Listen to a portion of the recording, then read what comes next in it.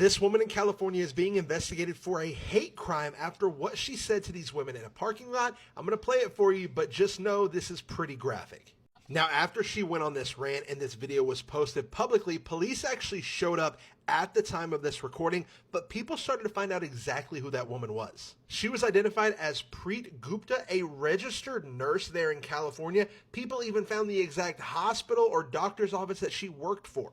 Now, because of the nature of the video, the police there have said due to the nature of the verbal exchange between the involved parties, the incident has been classified as a hate incident and is currently under investigation by the department. Not to mention that, but people also found out that the woman that was yelling all those words has a pending criminal case for multiple thefts at Ulta Beauty. This is so sad that people do this, not only in public, but also in private. I'm going to do a full breakdown of all this and all the other news on my Substack, top link in my bio. You can subscribe for free and make sure to follow along for all the news.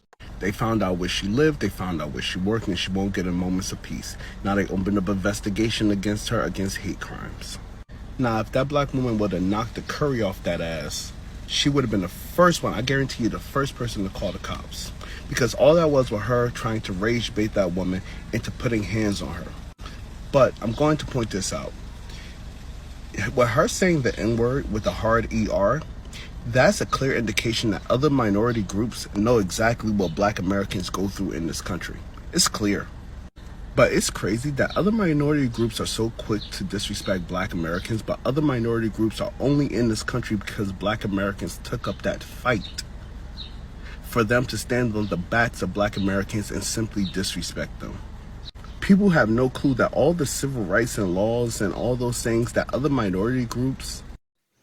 It's 2025 and somehow we are still dealing with people who think it's okay to casually draw around religious slurs, even in public, even on camera. Today, I want to talk about the incident involving the South Asian woman who decided it was a good idea to repeatedly use the N-word towards a black woman. And not just once, not twice, she said it 9 times in 12 seconds. Imagine the level of disrespect and hate she had to do something like that. Hello guys, welcome to my channel. If you're coming across this channel for the first time, my name is Rosemary. Kindly consider subscribing, give this video a thumbs up, and let me know your thoughts in the comment section below. Before we get to the video, let me play a few clips on the same and I'll be back with my commentary.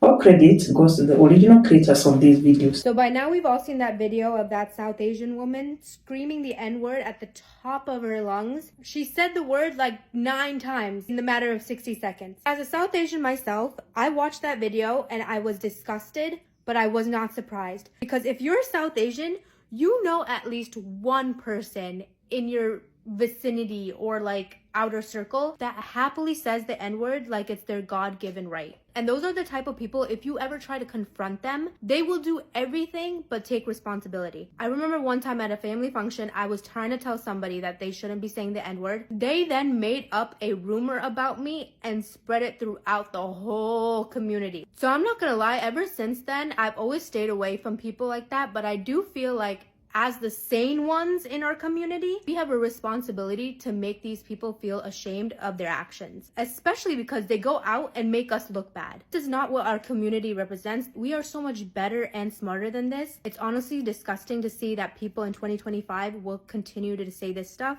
So yeah, consider this my official petition to kick these people out of the group. If you know somebody like this, stop calling them, stop inviting them to your parties or whatever the heck. Make them feel ashamed for their actions. So the internet's response to this racist Indian person is very shocking to me because I'm very surprised that you guys have never seen a racist person of color. Yes, unfortunately, people like her are the exact reason why people say that POC solidarity doesn't actually exist and it's actually a farce. Because unfortunately, anti-blackness is so unbelievably ingrained in so many different societies, not just in the Western ones, not just in the white ones. If you go to India right now, guarantee they have a word for us.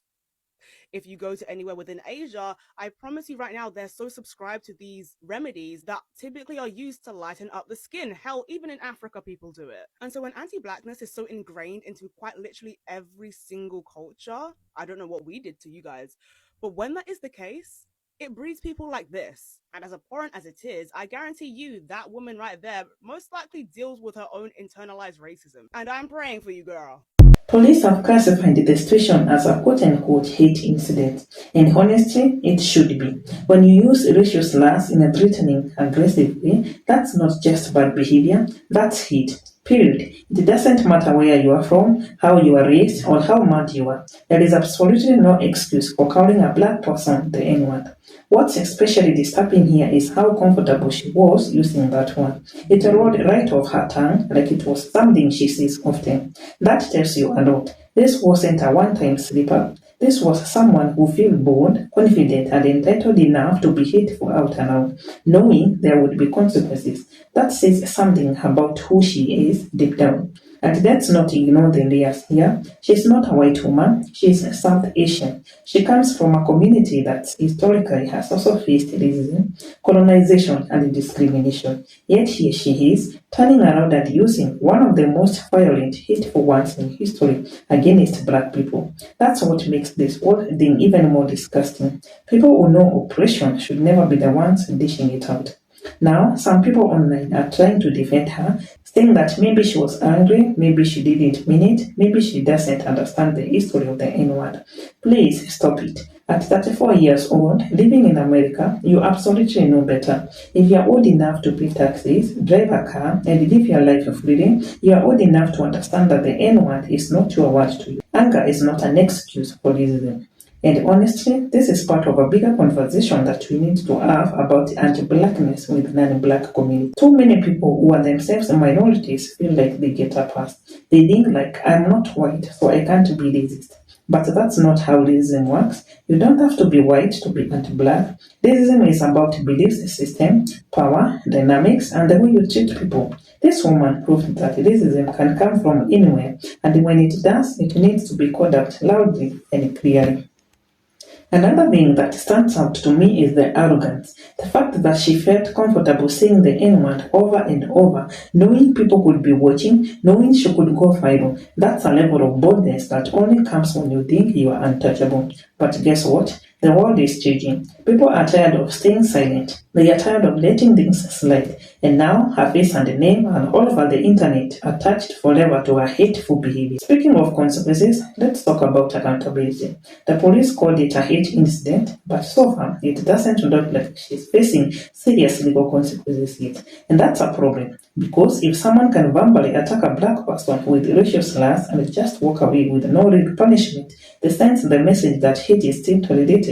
It tells people that it's okay to dehumanize black people as long as you don't cross a certain line. That's not acceptable. If society really wants to move forward, there has to be accountability, not just apologies and PR statements. And to the black woman who had to endure this, my heart goes out to you. No one deserves to be dehumanized like that. Black women already deal with so much disrespect, so much invisibility, and so much violence. To have to stand there while someone repeatedly tries to tear you down with words meant to hurt you, it's heartbreaking. Finally, I want to end up with this. We are living in a time where everyone's true colors are being exposed.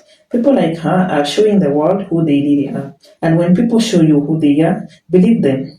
Hold them accountable, educate those who can learn, but protect yourself from those who refuse to change. Racism is not just a black issue, it's a humanity issue. And it's going to take everyone standing up, calling it out, and refusing to normalize it, no matter where it comes from.